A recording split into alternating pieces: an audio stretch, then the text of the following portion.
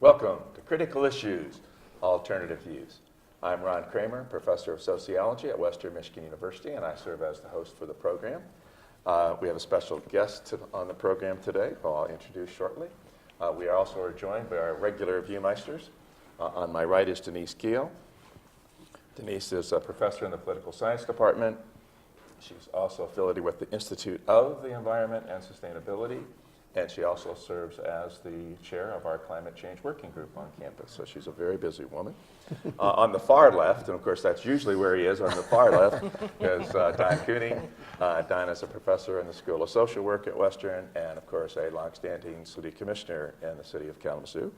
And our special guest is Dr. Barry Rabe, who comes to us from the University of Michigan.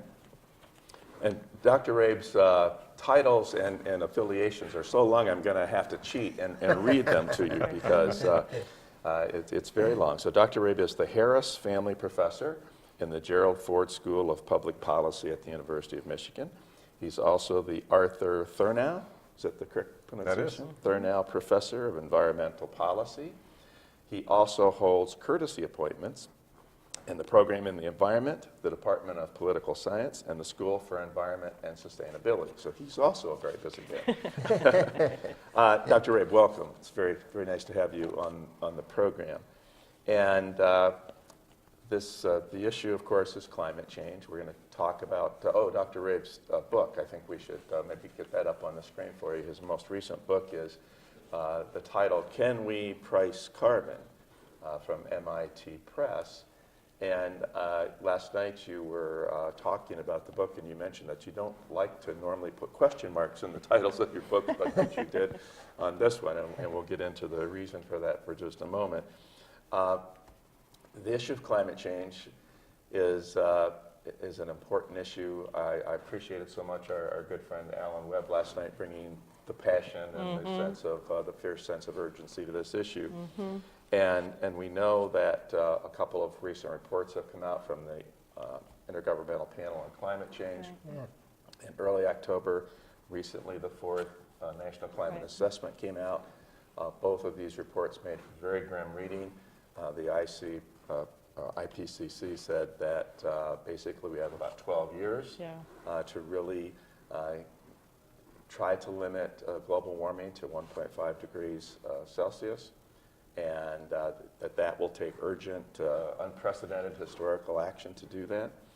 And the National Climate Assessment has also given us some grim news about how far along we are. So, of course, the question is, what do we do? How do we address this? And, of course, when we talk about this issue, the concept of pricing carbon is almost always one of the very first things that comes up. And so, again, you've written this book about asking the question, can we price carbon? So I guess I would ask you to start off just by talking a little bit about what we mean by carbon pricing, and then why is it so difficult to accomplish, I guess. Sure. Well, first of all, thank you for the invitation to be part of this program, and as well to spend a couple days on the Western Michigan campus and spend some time in Kalamazoo. I've learned a lot and really enjoyed it, so thank you. The idea of carbon pricing has been around a long time in the U.S., but also internationally. And at one level, it's a relatively simple idea. To adopt a policy through a price, most likely a tax, although there's other versions of it, that add on a cost, an additional price, if you will, that reflects the amount of environmental damage that is being done. There's all kinds of previous experiments for this. When there was an effort to remove lead from gasoline, price systems were being used to increase the price and drive down demand. We've done this a lot. Environmental taxes. In the climate space, the idea is trying to calculate or measure the environmental consequences, the social damages done through the burning of fossil fuels, coal, oil, and natural gas, and reflect that to some extent in a price, with the idea, or at least the hope, that by elevating that price, to some degree it drives down consumption and allows for consideration of other alternatives. And it's very different than a strategy in which, say, a government agency selects a particular technology and mandates it, or requires everybody to behave in exactly the same way. It's more of a market-based approach. And I think one of the things that is so interesting about it is that certainly in the United States, economists from the right, the center, and the left who study this issue will routinely say the best way to try to deal with the problem of climate change in terms of reducing the overall threat is through some kind of imposition of a price. Again, that's certainly true in discussions in the United States, but this is an idea that has been circulating for some time, and indeed, in the early 90s, 5 Nordic countries, including Norway, a major oil and gas producer, by the way, set very high carbon taxes and have done so ever since, and are among the more successful cases around the world in doing this. So this is an idea that economists love, and that we would think that conservatives, political conservatives like, because it's a market-based solution, not requiring government regulation or other kind of strong governmental actions. And yet, from your book, it seems apparent that this is a very, very difficult thing to accomplish. And you provide a lot of cases from the U.S., but also from Canada and some other parts of the world. It has been accomplished in some places, as you point out, but for the most part, it's been a real difficult thing to accomplish. And so what's the problem? Why is it so difficult to develop carbon pricing as a tool to deal with climate change? In some ways, where these more market-based principles, that in some cases do indeed have particular attraction to conservative audiences, have generally not dealt with all of fossil fuels, and so they don't have quite as big an impact or is quite as visible. And this is a week, as we were discussing last night, we're thinking a lot about the legacy of former President George H.W. Bush, who passed away. It was in the Bush administration not only that we saw a president talk about the climate change issue for the first time some 30 years ago in his campaign, but also use a version of this very process to dramatically bring down sulfur dioxide emissions. That was a right-of-center idea using a sulfur pricing mechanism, if you will. Very successful. Somewhat harder to do, or perhaps considerably harder to do for all of carbon, because we are talking about attaching a price, an added price, to the use of coal, gas, and oil. That comes through every time we fill up at the pump, every time we pay a monthly electricity bill, if our electricity is coming from fossil fuels. We see that. We'll see that cost quite quickly. And certainly there are relatively few products or commodities, of all the products and commodities that we use, where pricing is as visible as a gallon of gas. Just getting from here from my home in Michigan, other side of the state here, I can't tell you how many times I was reminded of the price. That sends an immediate signal, because prices have changed and increased, and often can lead to a considerable backlash. And a challenge of it is a very transparent way to say, we are going to elevate the price to try to make things better off longer term. And hence one sees difficulties on the political front, which did indeed compel me to explore this over a long period of time, in the US, but also internationally. It's interesting because you're saying the carbon pricing is a difficult political lift, is I think, to use your exact phrase last night. Climate policy in general has been a difficult political lift, and I think your response to why is this so appealing, right? One of the arguments that why we don't yet have climate policy is that all the solutions were big government, were more left of center, more liberal solutions, and so one of the sort of political stories that is out there is by saying those solutions were the only way to deal with this problem, led to a lot of the denial, led to a lot of the conservative movement against any climate policy whatsoever. And it seems that we're having to work our way back to a G.H.W. Bush era, where we could say the market is a conservative approach, is a conservative solution to perhaps dealing with these problems. Yet it's still really difficult to revive this idea. What do you make of the command and control versus market policy toolbox argument? Well, first of all, it is really difficult politically. It is easy on an issue like this to kick this one down the road. Right.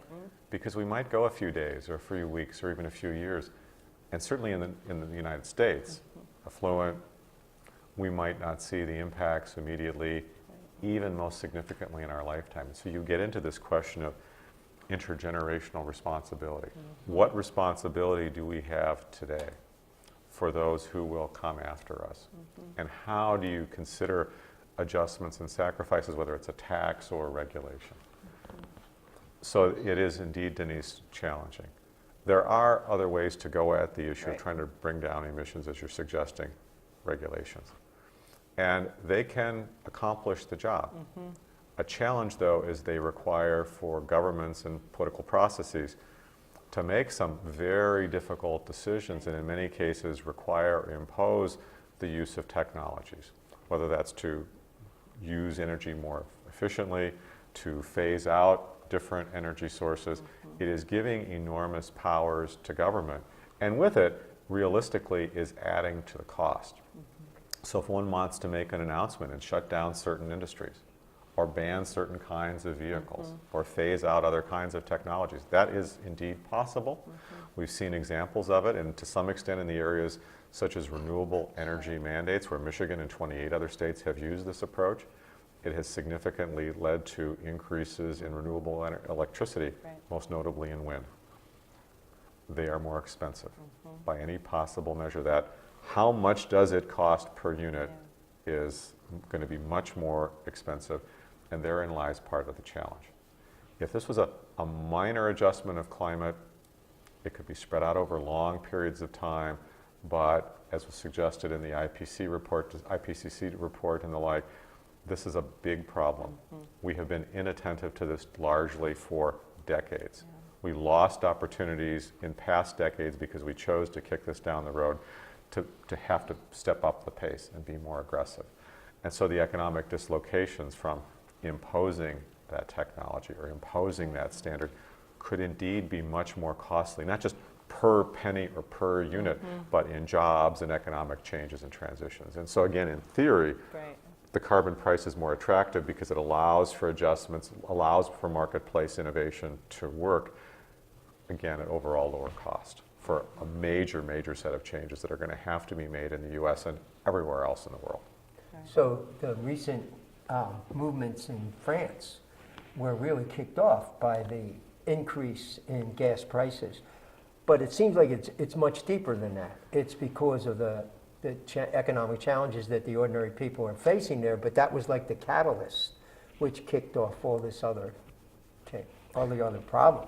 Oh, it is indeed. And the French case is intriguing even before the last few weeks because, to their credit, the French and most European governments have gone a lot farther per person in transitioning away from fossil fuels. And of course, the French case is especially unique given their very, very large investment in nuclear electricity decades ago, sustaining that and maintaining it at a relatively high cost, but a very stable source of electricity. That changes all discussions of politics and policy on these issues in France, even before the decision of the Macron government.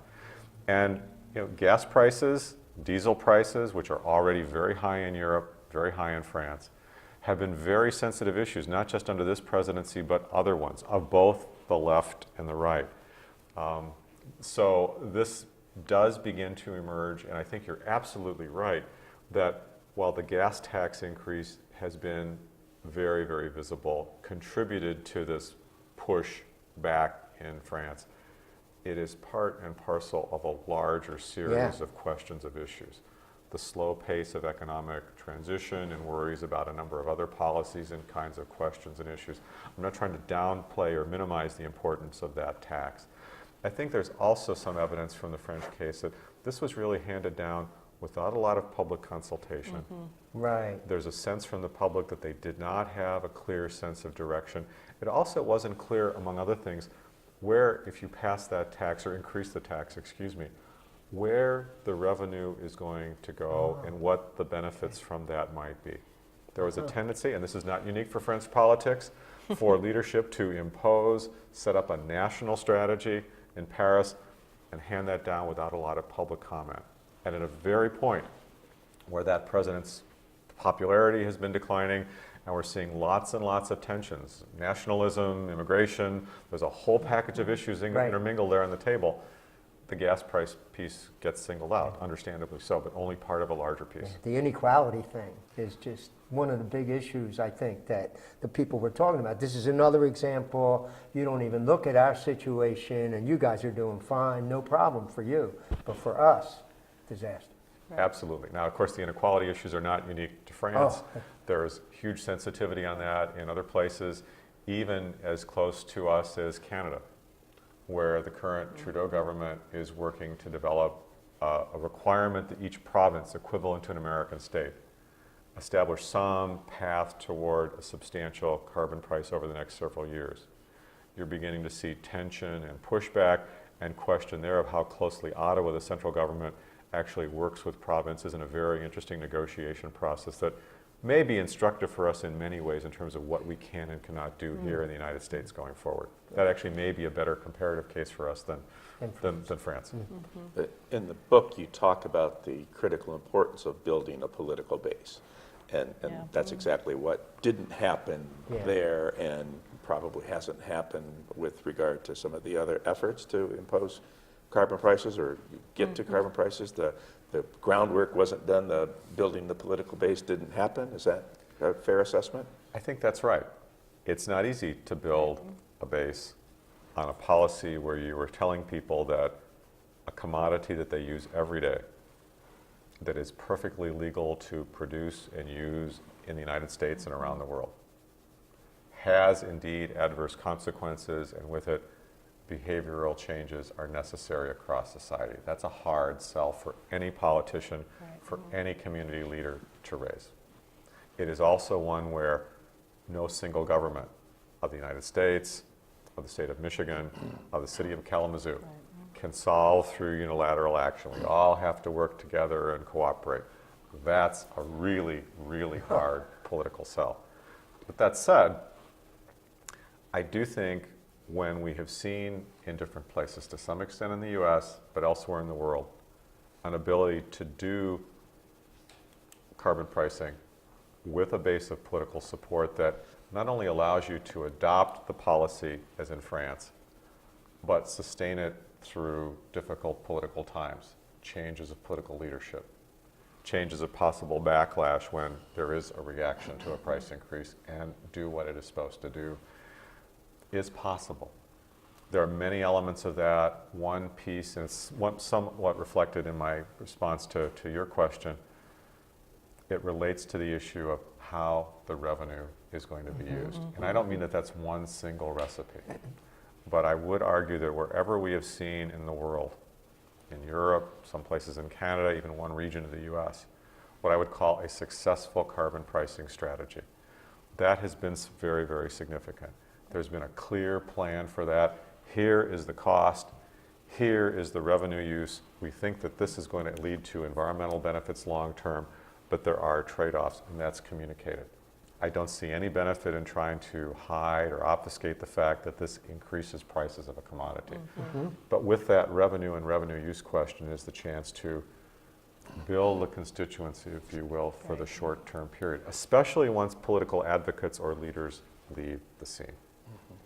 We have just seen in many American states, but around the world, that often these policies, these carbon pricing policies, are reflected in one leader, what I like to call a policy entrepreneur or an advocate. It might be a governor, it might be a head of state, whatever. No one in politics holds office permanently. And when that transition occurs, it's very easy then to reverse the progress. And on something like climate change, we are not talking about an effective strategy that lasts for a year or two or is reversed. It has to kick in and work for the long-term time period. And so there are certain opportunities there, and we've had experiences outside the climate space of imposing costs through taxation and achieving long-term benefits in just that way historically that we might want to tap into again in this area. Most of the things you're discussing is a concept in political science we would call the wicked problem, this definition of a problem that takes all of us to solve, that doesn't have one clear silver bullet answer, but mostly this discussion of one of the reasons why we haven't supposedly made climate change policy or why this is difficult, because it's a cost now for benefits later, or folks don't believe that they see the cost of climate change currently. Maybe there's some movement on that front with recent hurricanes and wildfires, where people are seeing that this is a consequence to me directly today, but the cost benefit is a really hard political sell to say, pay this tax now for benefits that you don't directly see. So can you maybe talk about some of the different ways that that revenue has been split in these different case examples, and how that sort of worked to make that case to the public? Absolutely. Wicked problem Yep. is a great term to use for this. And I thought about this a lot Yeah. when I began this semester teaching my environmental politics and policy class, for which we have our last Yeah. session on Monday next. I asked my students, in environment or anywhere else, how many times in your life has a president or a governor, or if you're from another country, head of state, has come to you and said there is a problem and we need all of society to make a sacrifice for the benefit of the future as well as immediate concerns? Students could not come up with a single answer responding to that, Right. including those from outside the U.S. And it's interesting to think about. Yeah. When do we respond? Right. How would we respond to that kind of call, whether it's climate change or anything else? Is the Jimmy Carter Malay speech the Right. closest thing There you you go. can think of that, that comes to that? I think that- And that was a long time ago, of course. You know, one clearly thinks of military calls Right. to action. Right. World Yeah. War World II War. was probably the last example. One example that does come to mind for me historically that may have some parallels is the creation of Social Security. There was a long-standing discussion and recognition in the 1920s and earlier that life expectancy was low for people who reached the age of 65, healthcare issues were huge, and poverty rates were greatest amongst 65-year-olds and above. That's no longer the case, in part because of these programs. And it is interesting to think of the battles and discussions in the 1930s over what that would look like. What would this payroll tax idea entail? How would you set up a trust fund? How would you parcel that out? There was active debate in the 1930s in terms of how to do it, and the Social Security system in the US was modeled heavily on what Wisconsin had done. In fact, with substantial input from faculty at the University of Wisconsin about design. And we could debate the finer points of Social Security, but look at the resilience and Right. durability of that program over time. And politically, one can't even begin to have a serious discussion of revisitation of that. So there are some possibilities there from broader experience, and I'm really interested in these questions. I think there are lessons from what President Eisenhower did with Yeah. the gasoline tax, leading to a highway trust fund in the 1950s. Exactly. More immediately to your question, there are a few cases that I think are quite good. And as I was suggesting, those policies that have really been able to stick on a carbon price have done that from the get-go and been sustained. It's now been 11 years since British Columbia, far western province of Canada, a conservative, right-of-center premier named Gordon Campbell shocked the political system by saying climate change is real. We are seeing evidence of this. As I have studied the issue, guess what? The best thing to do is to put a tax on carbon emissions. We're going to call it a tax. We will start at $5 a ton, roughly comparable to 5 cents per gallon of gas. We're going to go up to $30 a ton, and here's how we're going to deal with it. We are not going to create a large bureaucracy. Right. This will be handled by the Minister of Finance. Every dollar that comes into the system will be reduced to the British Columbia polity through commensurate tax reductions. And we're going to put it all up on a website. I'm going to hand this off to the Minister of Finance. If anything is messed up in the implementation of this tax, her salary is going to be cut by 15%. That entire bill Yeah. took less than 50 pages. Yeah. You can read it. It is as clear as Right. day. And 11 years later, British Columbia has achieved substantial reductions in their emissions. Their economy is flourishing. They have Right. gone from the second highest corporate tax rate in British Columbia to among the lowest. And there is no political opposition. There was from the political Right. left when Campbell introduced that tax. There is no opposition to that tax, and the current government, a different party, has now increased it from Right. $30, moving it up to $50 a ton. The largest increase in any carbon price in any government in the world in the last 20 years. Yeah. One possibility. I do think we see other examples, some in the American Northeast, of taking that money and moving it directly into energy transition, energy efficiency, moving toward renewables, all of the rest, that kind of linkage and cause and effect. There's considerable interest right now in the U.S., especially since some Republican and Democratic members of Congress have proposed a new carbon bill, Right. pricing bill in the last few weeks, Republicans and Democrats, with the idea of a dividend check. Yep. You would take that money and return it to the public through an ongoing and annual or more frequent kind of check. I'm not convinced that there is sort of one magic bullet or secret sauce or any metaphor that you'd like to use that explains how best to do this, but I think that joining of cause and effect is Right. really important, and then linking that to a vision of where we're trying to go with a sense of common sacrifice. You don't escape the tax unless you Right. choose to find ways to use less of the product, and then you're a net winner. That's But right. it's up to you to Because figure you're out. getting the dividend. Right. You're still getting the dividend, but then if you also reduce your consumption, you're going to benefit a second time. That's Exactly. right. Exactly. Now, so there's some controversy over this, but most of the proposals do include the dividend now, right? As opposed to setting up, I mean, is that, the most recent bill certainly does in the. Energy the- innovation the and Baker's- carbon dividend. I like that it's a carbon dividend, like I'm going to get Yeah, carbon back yeah. too. is what it Energy makes it sound innovation, like, a but- carbon dividend tax, America's climate solution. But again, there are other models, and the idea of that revenue going into a transition fund to perhaps help the transition of workers in the fossil fuel industry, or again, to make investments in clean, renewable energy. Those would seem to me to be other possibilities that would be somewhat attractive to some politicians, at least. There are any number of Yes. possibilities here. And to be clear, if you get a carbon dividend under this bill, I don't think that means a I lump don't of think coal in the so. stocking. I I think don't it think is, so. it is money.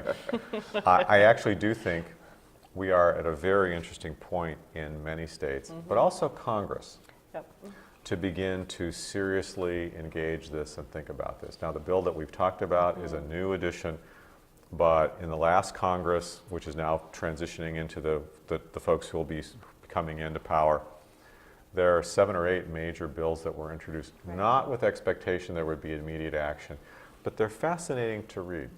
They're very different in many ways in terms of how they would be structured, but how they would look at the revenue issues. So I think actually in the coming year or two, even in Congress, there's a serious opportunity for discussion about this, reflection, and we are a federal system.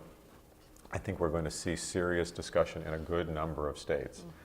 That includes states in the Northeast, places like Washington and Oregon that generally tip toward the Democratic Party, but this is also beginning to emerge in a serious way in some Republican states.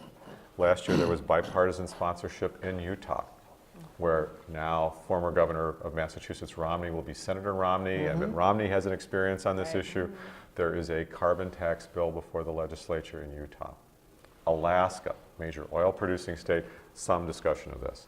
And I think if we as a democracy can begin to talk about these issues, put some of these things on the table, this is a perfect time when no one is expecting immediate action, but to begin to set the stage for times where it might be possible to build a bigger consensus on this issue. Right. The dividend idea, I think, gains a lot of political traction because of the social equity issues that arise. If we're going to go ahead and make sure we are transparent that this tax obviously increases the price of energy goods, right? The way that our system is currently structured, that's going to impose a different set of costs on a different set of Right. actors. And we would hope Right. that everyone else is reducing their consumption, but of course, low income, this is not going to be equitably distributed, right? Everybody pays the same tax. That at least the dividend then would give you back something, right? So Right. that yes, Right. your home energy heating bill is going up, and you're going to get something back in order to sort of pay for that. And I think that's where a lot of that calculus politically lies. It's interesting, Dr. Rabe also runs the Center for Local and State, I'm going to get it wrong, uh-oh. It's a mouthful, local, Close state, up. and urban policy, Thank sorry. you.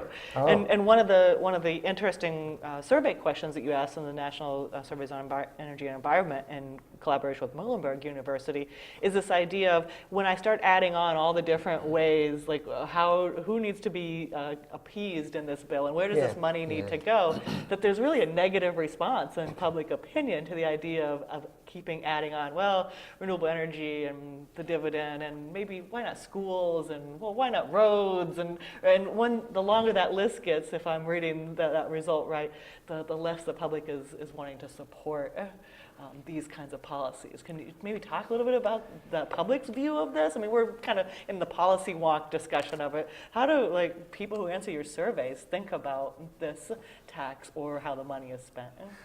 We've looked at this for a number of years, and this is a national survey, Yeah. US-wide. Yeah. And it looks at a range of issues related to climate change and energy, but would you support a carbon tax? Yes or no? And then a carbon tax or an equivalent with the revenue use issues. Right. Among the things that we find pretty consistently, there are certain expenditures that are not popular. Deficit reduction. Yeah. Talk about putting the money directly into deficit reduction. You basically shut off the conversation because Yeah. opposition goes up substantially. An Yeah. interesting finding, which raises all kinds of issues Right. in terms of how people think about deficits and fiscal responsibility. Yeah. If you put it into general revenues, that does not build support. Support does seem to go up in one of two strategies. One is this linkage between the energy system we have now and the energy system that we might have. So if you begin to talk about direct support for renewables or energy efficiency or transition in various ways, that does move the needle with Republicans and independents and Democrats. If you look at some policy like a tax cut, even the dividend, which we put into the fall survey, not as big an increase as some of the others, but it does move the needle. Right. Now, obviously, a survey question is only a survey question. It's a brief conversation between two people on a telephone. How that gets interpreted and played out over politics when we have advertising, where opposition groups Right. bring in claims and counterclaims, one really does not know. We've actually tested this in a couple of ballot propositions in Yeah. Washington State in the last couple of years. Yeah. But I do think that is part of a process and conversation, and we're not the only survey group out there that's been finding these sorts of patterns. So it looks like reports came out this week that the carbon is going up. The releases into the atmosphere are Yes. dramatically increasing. And so I wonder, with the General Motors closing those plants and saying that they're not going to make the Cruise anymore, and that means they're going to shift to higher carbon emissions from other kinds of things. I'm wondering, it's all about the money, right? And it's still the whole issue, even though we see Yeah. the storms, even though we know these things and the cost of them is so bad, Right. the public consciousness is still saying, you know what, I like those big cars. And The transportation area is a particularly sticky challenge. In the US, we've had much greater success in reducing carbon footprint in the electricity sector. American electricity sector emissions are down almost 20% wow. since 2005. That's because in some cases renewables have gone from a negligible role Right. to a significant one, including here in Michigan. Right. But it's also reflected in major transition from coal. Who would have thought we would be well below 50% coal, and despite any rehabilitative strategies for coal under the Trump administration, those numbers keep going down. In some cases, that's being replaced by natural gas, which at least in theory is much cleaner if that gas is being harvested and produced cleanly without releases of methane into the atmosphere. That's Right. But challenging. we've made some significant gains in the transportation sector. So has Canada. So have many other countries. Transportation has been much harder. Certainly we like our cars, but with it comes a really interesting question in calculus. Not that long after the massive auto bailout and reconfiguration of the auto industry, partly linked to the presumption that America would lead the world in terms of technology development and greater fuel efficiency. We never connected those policies with a serious price on fuels. And so guess what? Right. Much of the thinking over the push to push GM and others to produce cleaner and cleaner cars assumed that gasoline prices would go up as part of a larger package and strategy. As gas begins to keep coming down. It does lead, it creates incentives to consume more and makes it much more popular. You know, why is Ohio not going to be producing the Chevy Cruze any longer? Why is Ford moving away from the Ford Focus? All that production is going to be moving outside the U.S. and setting up a very interesting challenge to come for our industry here in this state and nationally. Does the United States want to bet internationally that the future of transportation is in very large pickup trucks and very large SUVs, which I realize have a short-term high rate of profitability for the big three and every other manufacturer? But the U.S. is yielding the playing field by doing this, and smaller car production, which is still heavily in demand in places like China, India, large population centers, we are moving away from those markets, and we clearly are not going to be producing those vehicles in the U.S. And so a further thing to think about here is if in fact we want to, the goal is to keep gasoline price as low as possible. And with that, we will be driving bigger vehicles. What does that mean in terms of our competitiveness internationally, even before we get to the climate consequences of needing to use ever more amounts of gas just to get a block or a mile or whatever the distance of our trip is. Yeah, and there's little talk now that I can see on public transportation as a response to this. People like their cars. They want to be in their cars. This is an enduring American challenge in many parts of the U.S. I thought about this during the year in Washington, D.C. Riding the Metro. When I was writing this book, and I could walk to 2 metro stops, and there were some problems with the metro during the year I was in D.C., but it was extraordinary. It was much more relaxing, much easier, and guess what? The first thing I did when I moved back to the University of Michigan, I had to buy a car. That's right. Of course. I literally had to buy a car, and there is simply no way. I live in Plymouth, and I work in Ann Arbor. My wife works in Dearborn Heights. Right. There is no way to connect the dots that we have been able to figure out. Right. This is what you mean, you know, many politicians have been criticized for the sort of all of the above strategy. But really there are a lot of different avenues and public policy solutions that need to be explored. And one of the things that I thought was really great about what you do in the book is a lot of climate policies have been compared to tobacco and sort of the taxes on that and the gas taxes. And in some ways, I learned more from your book about how the opposition can continue to work than how to be maybe successful, because you talk a lot about, of course, big oil, right? And we know that the main emissions are from our electric system, from transportation. But I wonder if even bigger than big oil is big ag, which is, of course, the other big source of emissions. And I'm saying this knowing that I think methane has become one of your pet topics after all of this research and what we do with methane. Methane is, of course, from a lot of different sources and from oil and gas production as well. But agriculture is really sort of missing from this policy discussion in many, many ways as well. And again, the book does a nice job, as has many other authors, about how big oil has been an opponent to this type of policy. And that's a lot thicker than tobacco. You think about how strong those lobbies were. You know, I'm from a farm in Iowa. The farm lobby is pretty powerful, and I just wondered if you have a take on that sector and how that might relate to some of the things you're thinking about with methane and how this fits into the equation. So Long question. It's important to focus on large energy production areas, oil, gas, coal, understandably so. Big transportation sector issues, right? Right. Agriculture is another one, and there's no secret that the American system of agriculture is heavily, staggeringly subsidized, as is oil and gas, by federal incentives and subsidies. Some of that work is to produce food, of course, of great public need, but with very, very high energy intensity. And as long as the cost is low, there's no incentive to change.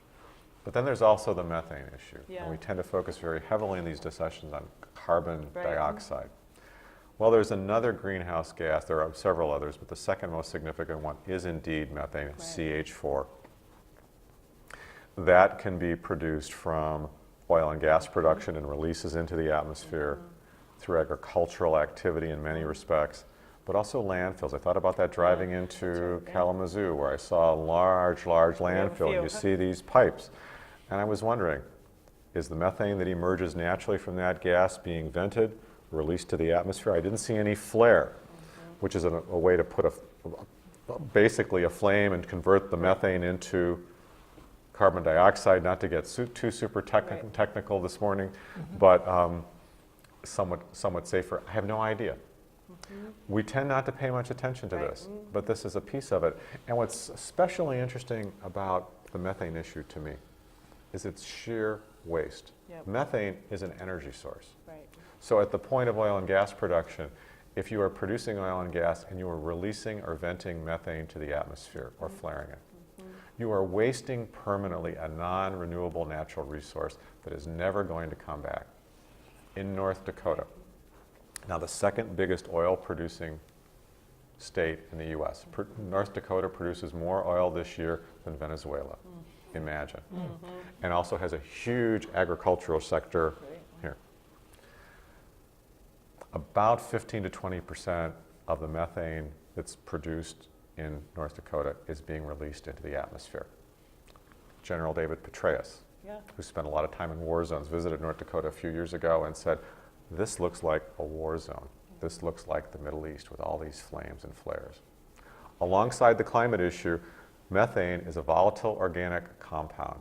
It provides risks of human health, but it is also a constituent element in natural gas. So natural gas that emerges from a landfill, from an agricultural sector, from mining or drilling operations is a sheer waste. You're causing environmental damage, but you're not getting the benefit, and landholders through royalties aren't getting the benefit for it as well.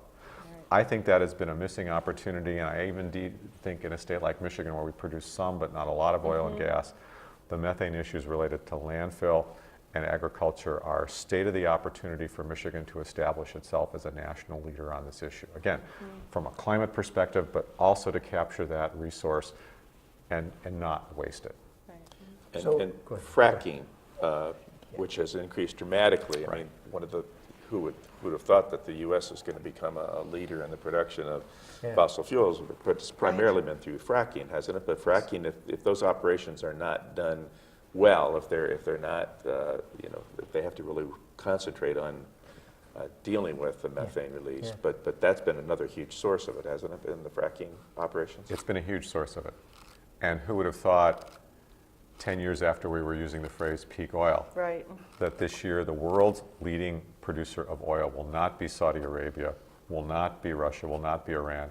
It will be the United States by a clear margin. It's an amazing story. And partly it's that very technology that you're talking about, which is intriguing and has allowed us to reduce to some extent our dependence on imports, which has been a goal of presidents going back to Richard Nixon. A huge change and some really significant benefits from it, especially if it means you can use the natural gas as a substitute for coal, which indeed we have, and is making a difference in air quality here in Michigan and across the Midwest. That said, you're absolutely right. The question is, when you produce that gas, in some cases alongside oil or not, are you able to eliminate the waste and the release of methane? The bottom line is you can find numbers that the federal government collects on this, but they are self-reported estimates. They are not systematic. They are not done in a world-class way. We simply do not know. If you're burning that natural gas without any release of methane, you are reducing roughly by half what you would have with coal. There are benefits and gains in that, and that increasingly makes it possible for you to make the case that natural gas could be a transition or bridging fuel away from coal.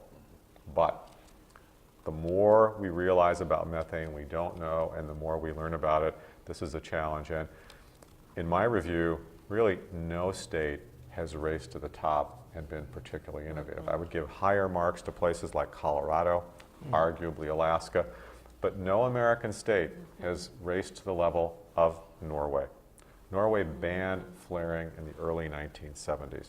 They brought their flaring rate, which is around high double digits in North Dakota, other states, down to 1%. They were not satisfied with that. And they added and applied their carbon tax. So if you release and vent methane at all, even for minor testing procedures, that is legal, you pay a substantial tax on that, not just for climate reasons, but because you're wasting that resource. No state has gone quite that far, quite that direction. Alaska has made some significant moves. And I think those are among the kinds of opportunities that might be explored. And a real challenge that one could put back to oil and gas producers. If you want to do business, then bring your game, then say that the United States can compete with the very best technologies in the world and keep pace with Norway. Why can't an American state do what Norway's been doing for all these years? So Norway has the technology to use that methane in another way, right? They capture it, they collect it. In some cases, they can actually re-inject that back into the ground or for storage, but they've also invested very heavily over the years in pipelines and transmission capacity to get that methane into population centers and to use it, as opposed to just letting it go. One of the challenges, again invoking the North Dakota example, is there has been a reluctance to put any restriction on where drilling is done. The drilling is done in such a hurried, aggressive way. Much like we're seeing, by the way, in the Permian Basin in New Mexico, which is just explosive in its growth of oil production in the last couple of years. And if you allow that development to take place in a kind of uncontrolled, willy-nilly fashion, you don't have that pipeline and gathering capacity in place, and you lose lots of time. So it's a huge challenge. But also, this is one that I think is a huge opportunity. It's one of the reasons I'm turning to it more. And again, even for Michigan in the agricultural sector, landfills and so forth, we could do a lot more in this area and actually make money in the process. Right. And people need to realize that methane is a much more potent greenhouse gas. Right. It doesn't last as long as carbon dioxide in the atmosphere, but it's much more, it's going to absorb much more heat and cause more warming in the near term. It's really quite extraordinary. And so you can look at methane emissions and they are less than 10%. And yet, for that first century of release into atmosphere, and again, think climate change, we're talking about longer term. Right. That first century, the methane warming capacity or potential is substantially higher than carbon dioxide. And so there's some very immediate kinds of benefits and gains, as well as the fact that it is an air pollutant that causes other kinds of health issues. Absolutely. Right. Well, one other issue that I want to make sure that our viewers understand about your work, and something that I really appreciate about your approach, we all know there's this partisan divide when you ask people about climate change or global warming, whatever words we want to use, and that there is a huge partisan divide on that. And you've really made an effort to go into red states to work on lots of different issues with lots of different commissions, governors, what have you. And one of the interesting things, back to your survey research, is when we ask folks questions just about renewable energy, about wind and solar, and we don't mention climate change, we don't see that same partisan divide. And I'm from one of those states. Again, I'm from Iowa, and I have many folks that I'm related to that we don't say the word climate change, yet Iowa is up there in the top 10 states of wind-producing energy. This is an area where there seems to be no partisan opposition to move toward. And I appreciate, again, this idea of what you bring to the public discourse.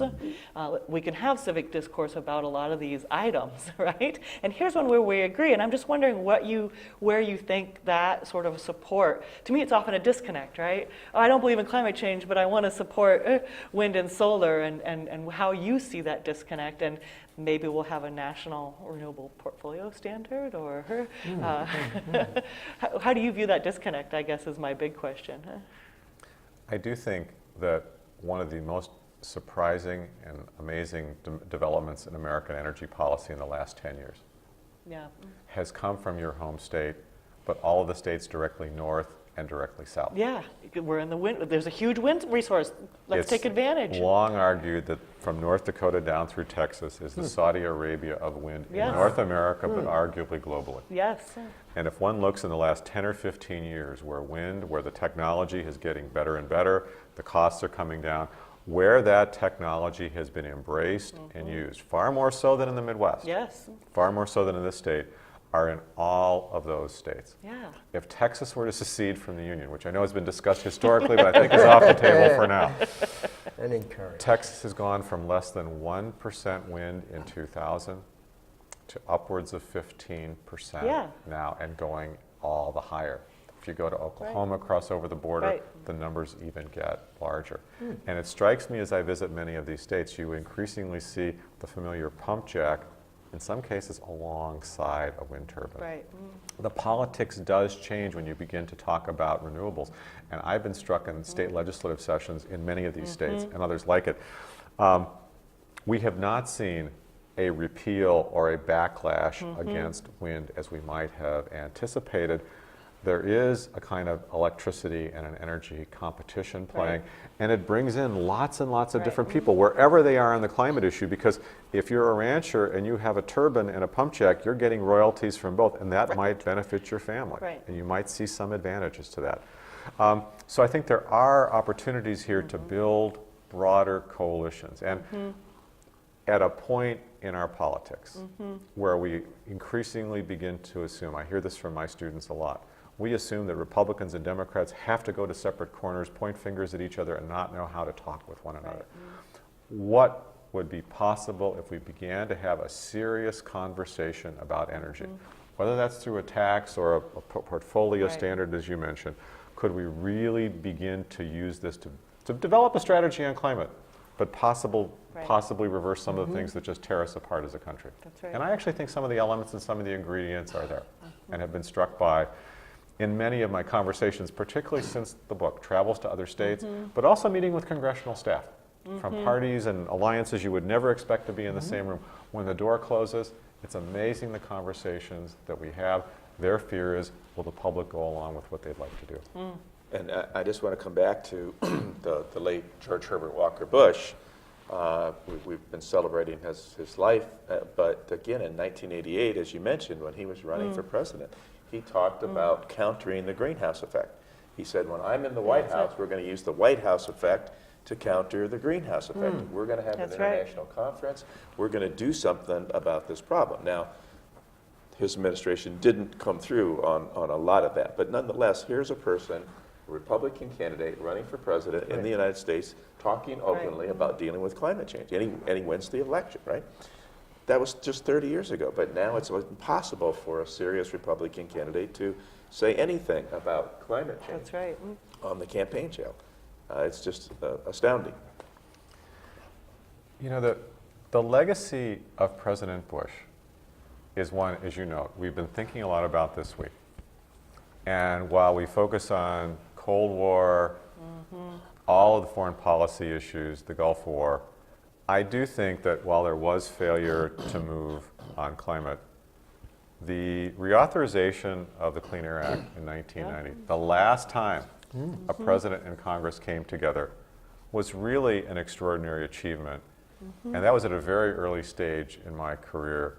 But I watched with amazement how President Bush was able to build a coalition that worked across regional lines. It involved technology, involved trade-offs, but among other things, we substantially improved one aspect of air quality by transitioning our high sulfur coal policy to a low sulfur coal policy. Now, unfortunately, there's no such thing as low carbon coal. But there are elements of that, and it was a remarkable coalition that to some extent came from the White House working with then Senate Majority Leader Mitchell. I would like to think in the recipe for that there are possibilities. And I do remain struck by the fact that despite these kinds of partisan divides, I do believe we are beginning to see some folks at the state level of both parties, some legislators of both parties, beginning to think about what a larger compactor package might look like. And one can begin to think about what all of those elements might entail and how you might bring that kind of that coalition forward, which is one of the reasons I was so pleased. On a very chilly day last week in Washington, D.C., you had a number of legislators of both parties come forward and say, we want to get behind this particular policy and we want to talk about it during this session. Easier said than done, but I think there are some possibilities there, and I think the Bush case in that regard is interesting. Yeah. So do you think there's any hope for the Energy Innovation and Carbon Dividend Act in the next Congress? I mean, the Republican opposition would still be fierce, particularly in the Senate, but is there any chance that this bill is going to be under serious discussion?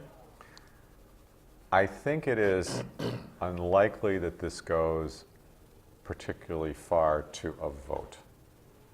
But I do think, given some of the changes in leadership in the House of Representatives, House committees or Senate committees have an opportunity to frame an issue and allow Yeah. for discussion. That's Right. I do think on this bill, but I would expect others to be put into the hopper before the new Congress convenes, to begin to have a consequential discussion on this. Leading to a vote that can be adopted before further elections, no. Could there be some cross-partisan buy-in in this? I think there will be some discussion, yes. There already is. All right. Well, we're just about out of time.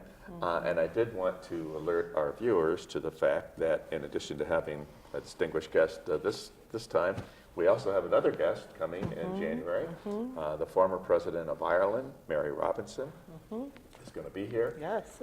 She is currently the UN Special Envoy on Climate Change, right? And she has just written a book called Climate Justice. Correct. And so coming up in January, on Friday, January 25th, President Robinson will be on our campus at Western Michigan Correct. University, and she'll be giving a major talk. Is that going to be in the... 7 p.m. Dalton Recital Hall on WMU campus. Okay, so...